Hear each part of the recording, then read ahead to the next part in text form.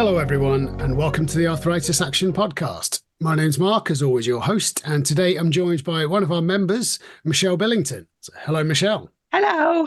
Thank you very much for joining me today. So in this episode, we're going to be talking about a period in many people's lives that there isn't really that much information on, and that's the transition between juvenile or childhood services to adult services when we're talking about treatment of arthritis. So I'm looking forward to hearing about your experiences and your knowledge about this one to help navigate us through, if that's all right. Yeah, that's fine. Excellent. So, I mean, I've given an incredibly brief intro about you, but if you could tell us a little bit more about yourself and about your arthritis. So I'm a 34-year-old mum of two. I've got a little boy and a little girl.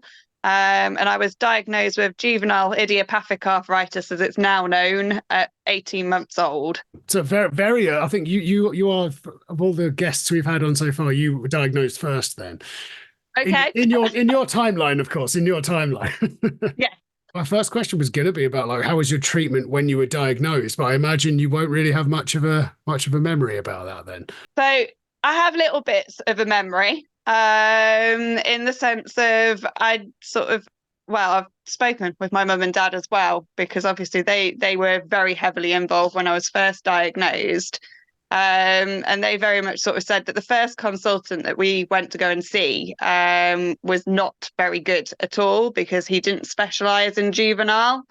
So it took us going privately to start with to actually find a good consultant. And then we came across Dr. James at Grimsby Hospital, who was fantastic. And that hospital sort of specialised in childhood arthritis and the juvenile idiopathic, or it was juvenile chronic arthritis, I think, when I was first diagnosed.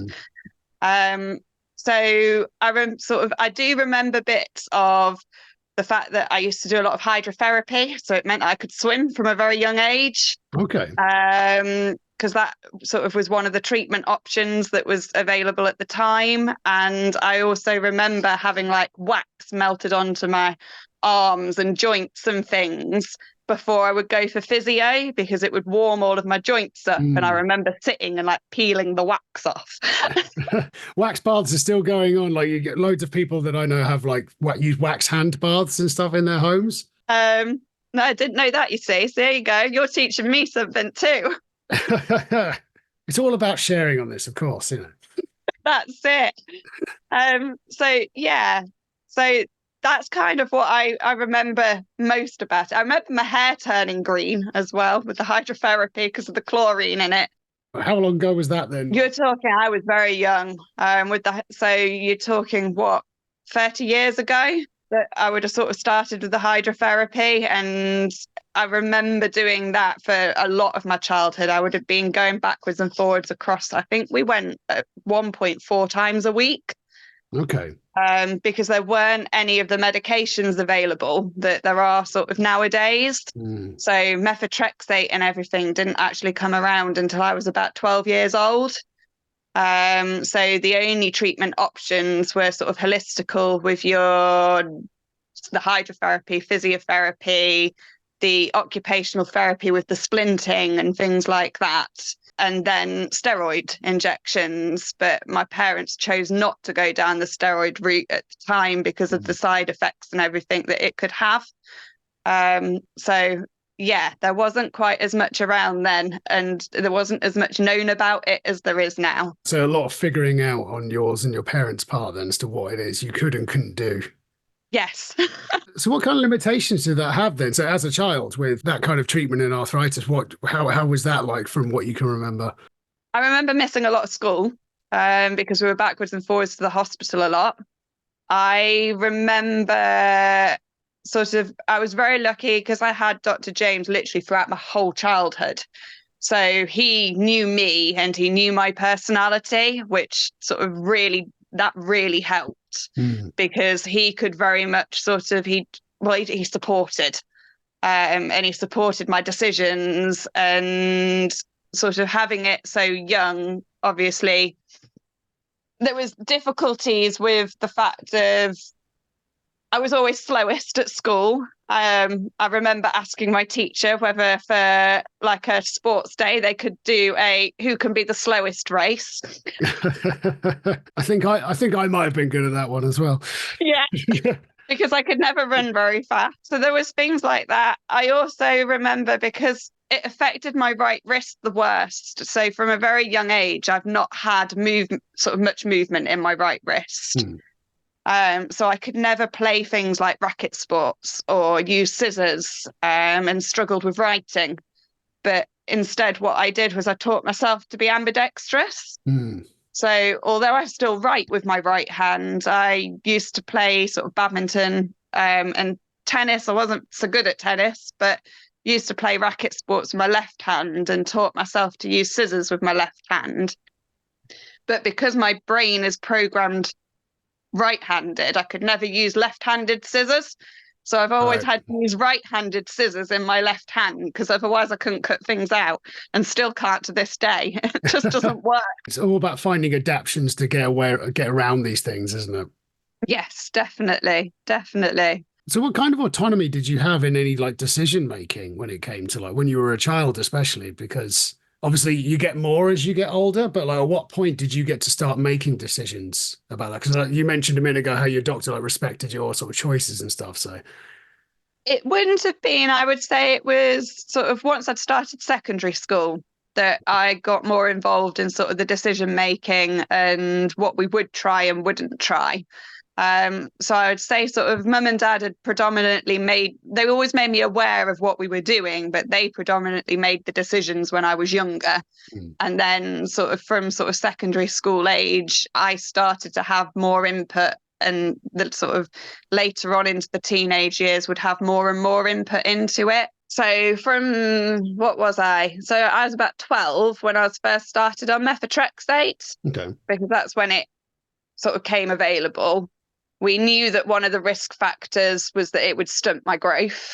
And there wasn't at that time any of the treatments available that I believe there are around more now that help with that stunted growth. Okay. So I've got sort of like limbs that are very different lengths and bits and bobs like that, which then has sort of affected me more into adulthood. But I also found once I'd started on methotrexate, I was ill quite a lot, particularly being at school. I picked up every virus, every cold, everything that was going.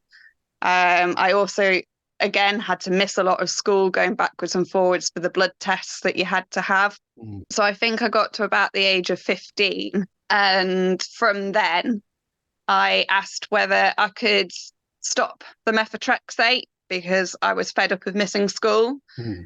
So Dr. James very much supported it, looked into it, and we came to sort of the decision that we could try it. And I came off it from about 15. So then my treatment changed, and we would just manage the flare-ups instead. So when I had a flare-up, I would have to go and have a steroid injection into sort of the joint that was affected and have sort of the fluid drained off it and things like that. Can remember being on crutches sometimes at school, because my knee would have swollen up, so I couldn't really walk. But I always felt that I was better off than some people because my best friend at the time, she actually had a false leg and she had small digits with her fingers. Mm. So I was like, well, she suffers more than I do. So I kind of just got on with it. Like it sounds like you have a very sort of like very sort of strong perspective on things then about like being aware of what you can and can't do and that it's not. Yeah. Yeah. Well, I never let it stop me. I've always been a mindset. I remember one teacher in PE and he told me, you will never, ever be able to do a headstand, because I couldn't flatten my wrist. I've always had to fist my right wrist. So I went home and I practiced and practiced and practiced until I could do that headstand. And then I went back and I showed him and was like, point proven. Excellent. I love it. I hate when people say that they can't do something like that Yeah. because you just have to, again, just have to change how you do it, or just it might take a bit longer to do it, but you still Yeah. can achieve some of these things. There are, of That's course, it. certain limitations depending on what it is, but Oh, definitely. yeah. Yeah. And I found that the older I've got, I've realized that sometimes there are things you just have to go, I just can't do that without huge consequences. Mm. But a lot of it's come from mum and dad because they've been so supportive, and they've always led me to believe as well that it's, there's nothing that you can't do. Mm. And they've always put a very positive spin on everything. So because I had to have eye tests and things from a very young age, and I was worried about the machinery that was used, my dad went and actually built one of the little eye machines so that I could practice with it at home, so that then when I had to do it for real, I wasn't scared of it. Amazing. I mean, what a legend. Yeah, he's awesome. Oh, great. So, I mean, so how long was it then till like you had to switch to adult services? Like, because obviously there's going to be, I mean, that's the main sort of topic we're talking about today. Yeah. Is like that transition between. So I guess maybe we should take it back a bit. Like, if you could take it in your build up towards that point, like, did anything start to change the closer you got to that age? Nothing really started to change with where I was. They were still sort of, all that was suggested was the fact that once I hit 18, I would have to go into adult services. And that is literally all that was said about it. So once I hit 18, I had to change rheumatology department and go into adult services. And that was hard. That was really hard. And it was totally different then. What was so different about it then? So once sort of with the adult services that I then went into, you always turned up and it was a room full of much, much older people. Hmm. And their approach was much more to do with what medication they could offer you, what pain relief they could offer you. And that was about it. Since going into adult rheumatology, I haven't yet seen the same consultant twice. It's always been locum consultants or sort of stand-in people or phone calls with the specialist nurse.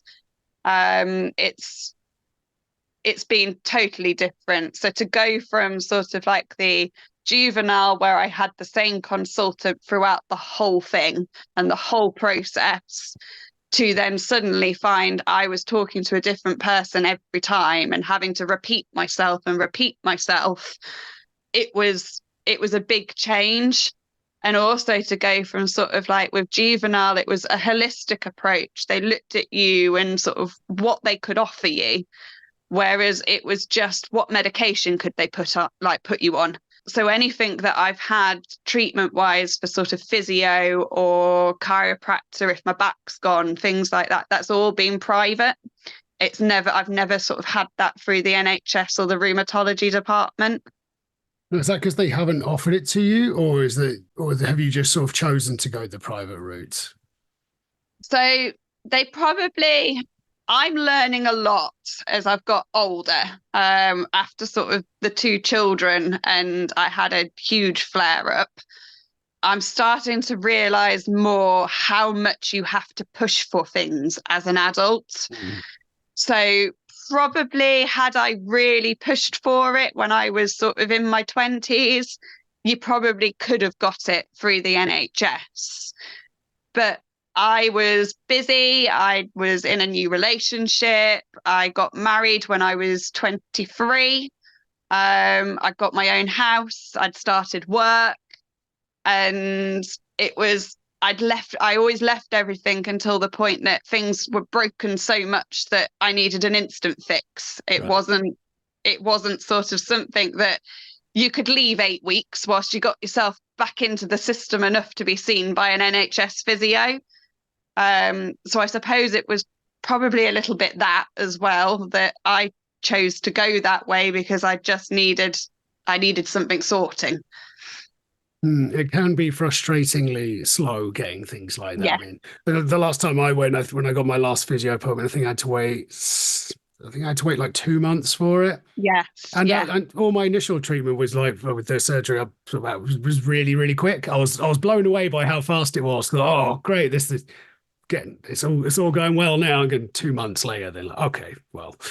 Yes, Here's the yeah, appointment now. It is a slow process, and as you say, they don't offer everything. Some places do. Obviously, I'm painting everyone with the same brush, which is unfair here because some places I'm sure are wonderful and will offer you the world. yes, But yeah, it is important to make sure you do advocate for yourself. yes. And that's what I'm starting to realize.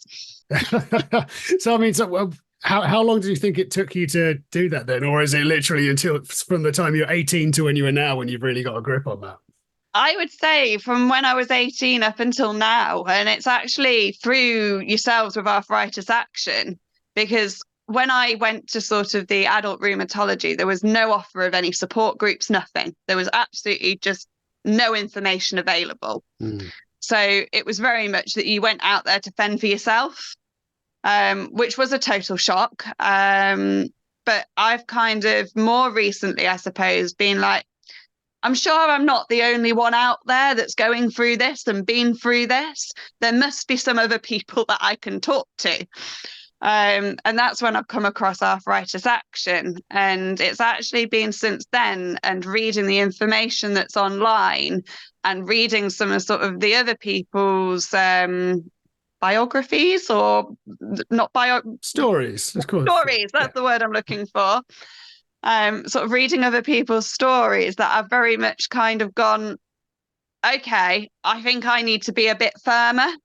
Mm. And since I've been a bit firmer, I've now actually managed to sort of get a MRI for my whole spine and my hips. I've managed to get MRIs for my shoulder, my left wrist that started to go problematic. I've had nerve tests done all through the NHS because I've actually gone, something is wrong and I need something looking at.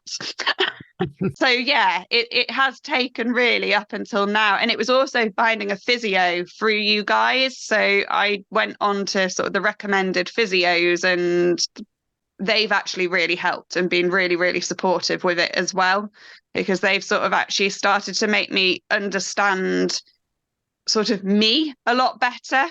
The service you're talking about is our associated practitioner service. So if you were to become, if anyone becomes a member with Arthritis Action, we've got a network of practitioners, so osteopaths and physios throughout the country, and you can get subsidised appointments with included in your membership with Arthritis Action. Details are available on the website as well, of course, should anyone wish to inquire on becoming a member, because you get a lot of different benefits from that as well as this. Yes, you do. While we're on the sort of we were talking about like advocating for yourself and so on. As you would previously, like when you were younger, you would always have your parents with you and always have them for guidance and stuff like that. How did that change? Like when you were 18, did you still bring your parents with you, or did you still talk to them about how to do this stuff? Or did they also just like, nope, you're 18 now, off your trot? No, my parents are so supportive. They certainly weren't ones that were sort of, you're 18, you're an adult, you go and fend for yourself and do this on your own. They've sort of been there every step, and they're always the ones that I go to if I'm struggling or have a bad day. Then it's mum and dad that you ring. So being an only child, they've never managed to get rid of me.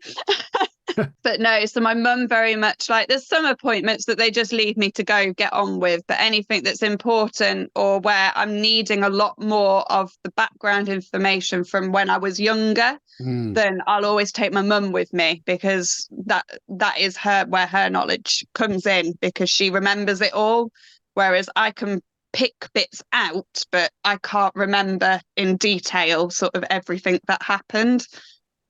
Yeah, it's a really good tip just in general. Just if you can, or if you want to, take someone to appointments with you. You are allowed to do so in general, because quite often, especially if it's something, I don't know, like arthritis, or if you're just being diagnosed or anything, it could be quite shocking, and you may be not absorbing all the information they're telling you. So actually just having another person there could be incredibly useful. Yeah. Because by the time you're out of it, you're like, wait, what did they say about that? What was that one? And the other person was probably paying more attention because they're less shocked because it's not happening to them.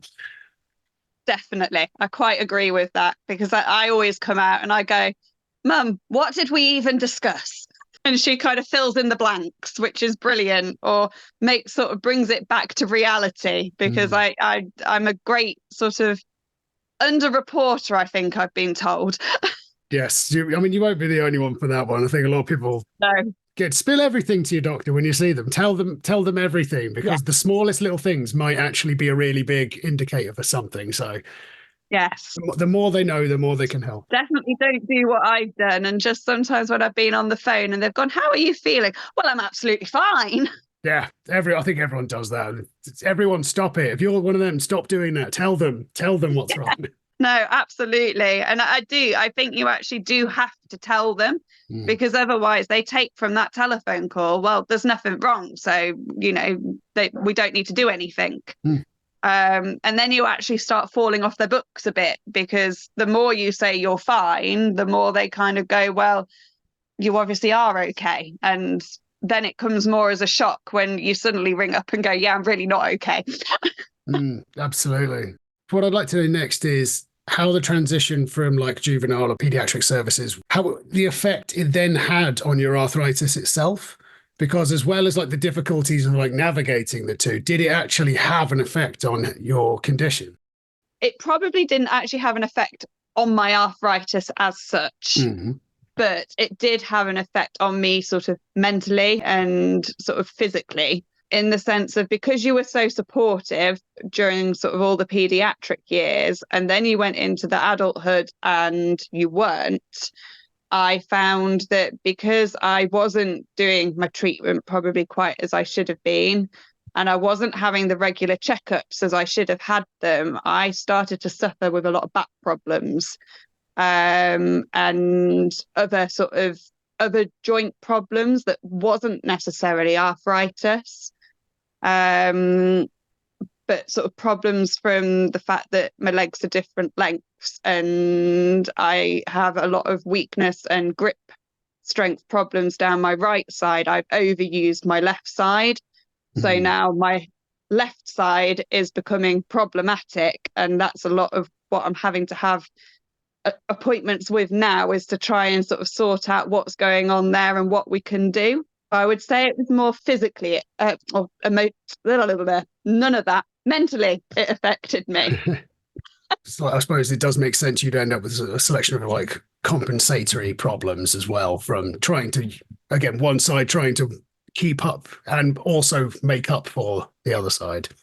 Yes. In that case, how long did it take to like return to like a sense of normality for all this then? Like obviously as it has a big mental toll on you because I mean you just straight away chucked in at the deep end and then not having the support you've grown up with and you've been really used to the whole time, for that just to be almost like, was it literally as simple as just like cut off in a day essentially? It felt that way. Okay. Whether it was quite that way, because we're talking what it was, how many years ago now? I won't ask, I'll be polite. I can't even fit 16 years ago, I think. Okay. So I can't remember like exactly, but it very much felt like you were thrown into the fire. And you just sort of had to, whether that is the case across the board, I'm not sure, but that was my experience of it. It just happened. I'm actually at the moment trying to transfer to a different rheumatology department, to see whether they're any better. Because the one that I'm at, I don't think is particularly good. So we're hoping that if I could transfer somewhere that also does pediatric rheumatology, so they have the two departments that run alongside, is to actually see whether that is better for a younger person, to sort of go to, and they sort of have the more holistic approaches and things than where I am currently. So it's still a problem, you're like your age, even though like you're sort of like now Yeah. years removed from that like threshold where you were 18, it's still an issue that you're still too young for them essentially. Yeah. Wow. Yes, yeah. Unfortunately, where I am, because it's generally locums and the specialist nurse, and sort of whenever I go, the sort of waiting room, it's all older people. All the leaflets in there are aimed at older people. It is still very much that, well, you're too young for this. I'm really not. No. It's again, yeah. Obviously, everyone who listens to this will be bored of me saying it, but it is not something that just happens to people to older people. It happens to people of literally any age. As you said, you were 18 months when you were Yeah, diagnosed. That stigma needs to go. Obviously, I think we're a little bit better. Anyone listening to this will know yeah, about it, I suppose. But yeah, yeah, tell your friends as well, just so that everyone else knows. yeah, I don't know how you just drop that in conversation casually if you're out with your mates, but do give it a go anyway. Educate as many people as you can.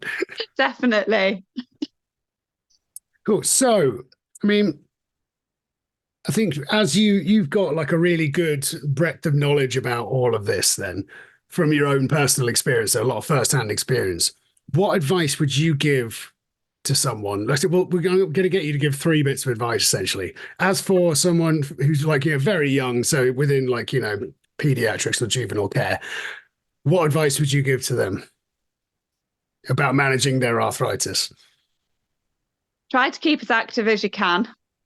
Um, Try to find something that you're good at. That really helped me because I used to suffer a lot with my confidence Mm, because I always felt that I couldn't achieve things. And that's where sort of my parents got me into horses. That was my route. mm. And that was something that I was good at and I could compete and achieve against other children of my own age. And make sure that you've got a good supportive network around you. Because that definitely helps is to have those people that you can go and talk to and don't be afraid of telling your friends and making it sort of your school and teachers and things like that aware because there are things out there that can help you. And a lot more so now because there's so much more known. Yes, definitely. Definitely. So, part two of your advice now, then. What advice would you give to someone sort of going through that transition then to, from like, younger to adult? So, in hindsight, I would advise them to actually go and look at different rheumatology departments before they transition, to go and get a feel for them and to sort of see whether there's any specialist department in sort of young adulthood, and particularly maybe look at ones where they have the pediatric department and the adult department in the same hospital because you might find that they are much better then with the transition from one to the other. Because at least then sort of the consultants and the doctors and things can hopefully talk to each other. We know that that doesn't always happen, but We live in hope. We live in hope. but that would probably be my main bit of advice is to actually like do your research before you just go to the one that's closest. Be prepared to travel a little bit, Mm, to go to one that's actually sort of has got a good reputation. that sounds like very good advice.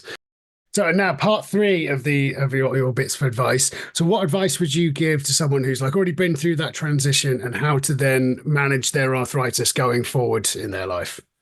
So I would say work closely with sort of with your consultant and try to keep doing things that you enjoy. Because that very much like if you're enjoying what you're doing, then you've got reason to get yourself going and get yourself motivated in doing things. I've also found that managing my arthritis through sort of different forms of treatment have helped. So using sort of massage, Bowen therapy, that side of things has actually really helped alongside medication, because it relaxes my muscles. Because I tend to find that sort of my muscles get quite tight. So that sort of really just helps to relax the muscles to keep me going. Um, and again, I would say get a good support network around you if you can. Take somebody with you to those appointments so you've got that extra set of ears. And also, if there's some sort of information that you're given that you don't understand, then to ask them, to sort of like put it in a different way. And to also, if you think that you don't agree with what they're saying to you, to not be afraid to ask for a second opinion, and to sort of go down that route as well. Excellent. Great answer. I love it. I love it. That's really good. That's really good. Thank you. So, thank you so much for your time today. I really appreciate it. I'd like to end it there because that's a really good sort of nice note to end it on. And if you'd like any more information on the topics we've been discussing today, please visit our website. There's a link for that in the episode description. And if you haven't already, please do like, subscribe, or follow the podcast wherever you get them to make sure that you don't miss any new episodes. So, Michelle, thank you so much. That's been really good today. Thank you for having me. Cool. Thank you very much, everyone, for listening as well. Bye-bye.